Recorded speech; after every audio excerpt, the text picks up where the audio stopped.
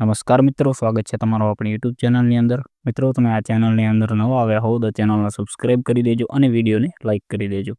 તો મિત્રો, ગોપાલ ઇટાલિયા કહે છે કે ચૈતરભાઈ વસાવે ડેડિયાપાડાથી તીર માર્યું અને એ તીર સરકારની છાતી પર લાગ્યું।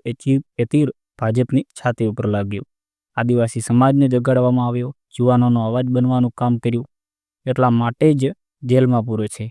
પણ દોસ્તો, ભાજપના 8 પાસ એવા ડફોળ નેતાઓ ને મારી એટલી જ વિનંતી છે કે નેતાની જગ્યા યુવાનોના દિલમાં હોય છે। આનું જેલ કંઈ બગાડી શકતી નથી અને જેલ મોટી નથી, જનતાનું દિલ મોટું છે અને ચૈત્ર વસાવાની જગ્યા સમાજના દિલમાં છે।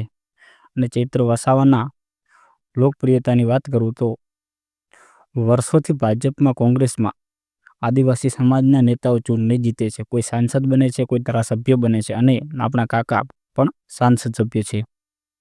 પણ ભાજપને કઈ વાત ખટકે છે તે સાંભળો કે વિસાવદરની ચૂંટણીમાં હું ઉમેદવાર હતો તો ગામડે ગામડેથી આવા ફોન આવતા હતા કે ચૈતરભાઈ ક્યારે આવશે, ચૈતરભાઈ સભા કરવા અમારા ગામમાં ક્યારે આવશે।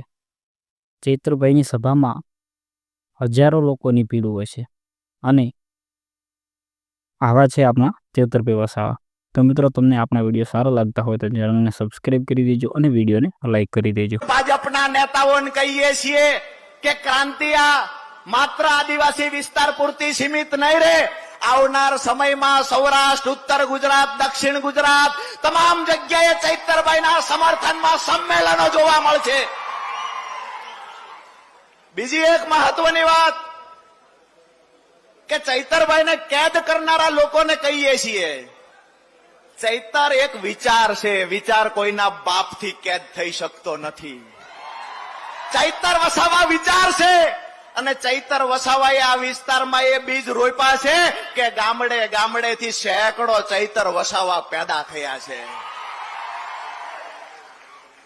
ટીવી મીડિયાના મિત્રો આવ્યા હોય તેને કહીએ છીએ કે 35 વર્ષના યુવાન માટે જે લોકોનો પ્રેમ છે, આ પ્રેમ કોને કહેવાય?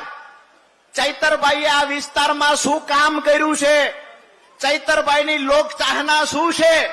એક વખત ગુજરાત અને દિલ્હીમાં બેઠેલા ચંગુ મંગુને દેખાડવાના પણ પ્રયત્ન કરે। તાકાત હોય તો કેમેરા ફેરવો, જ્યાં સુધી તમારો કેમેરો જ્યાં સુધી કવર કરી શકશે ત્યાં